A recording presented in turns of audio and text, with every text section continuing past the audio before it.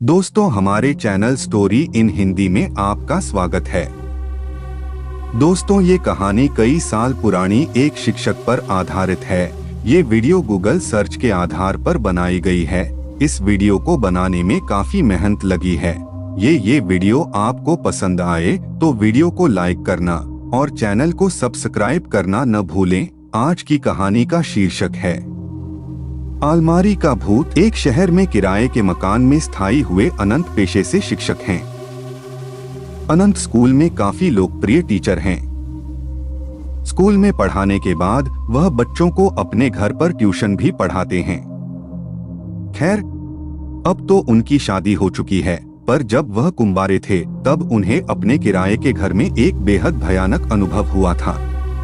एक शाम जब वह अपनी आराम कुर्सी पर बैठकर सुस्ता रहे थे, तभी अचानक उनकी अलमारी का दरवाजा अपने आप धड़ाम से खुल गया। इस आवाज से वह चौंक गए। उन्हें काफी डर महसूस हुआ, चूंकि उस शाम वहां कोई हवा नहीं चल रही थी और घर पर तो वह अकेले ही रहते थे। वह उठकर अलमारी का दरवाजा फिर से बंद कर कुर्सी की ओर जाने लगे। तभी उन्हें महसूस हुआ कि किसी ने उनका नाम पुकारा और वह आवाज उस अलमारी के अंदर से आ रही थी। इस भयानक घटना से अनंत बुरी तरह डर गए। उन्हें वहीं खड़े खड़े पसीने आने लगे और वह बुरी तरह कांपने लगे। डरते डरते उन्होंने पीछे मुड़कर देखा तो अलमारी का दरवाजा धीरे धीरे हिल रहा था, जैसे कि अंदर से उसे कोई धक्का दे रहा हो। खौफ के मारे कांपते हुए अनंत थोड़ी देर वह अजीब नजारा देखते रहे। अचानक अलमारी से गाढ़ा काला धुआं बाहर आने लगा। यह सब पारलौकिक घटनाएं देखकर अनंत की चीख निकल गई। अनंत दौड़कर घर के बाहर आ गए और सारी बातें अपने पड़ोसियों को बताने लगे।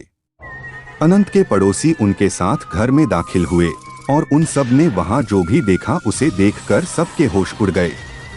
कमरे की छत पूरी तरह से काली पड़ चुकी थी। अलमारी के दोनों दरवाजे उखड़े हुए थे और सारा सामान नीचे जमीन पर बिखरा हुआ था।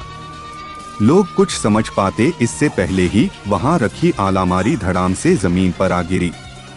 अनंत के साथ साथ अब सभी लोग इस भूता अनुभव से घबरा गए और बाहर की तरफ भागे। कुछ लोगों को भागते भागते एक चीख सुनाई दी, चले जाओ सब।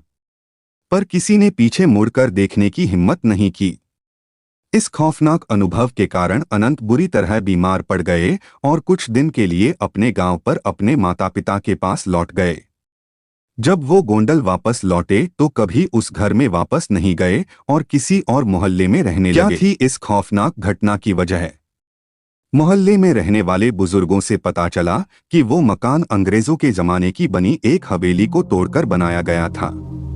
कहते हैं कि उस हवेली का मालिक बहुत क्रूर इंसान था और एक बार उसने अपने नौकर को जलाकर मार डाला था और उसकी अधजली लाश उस अलमारी में छिपा दी थी।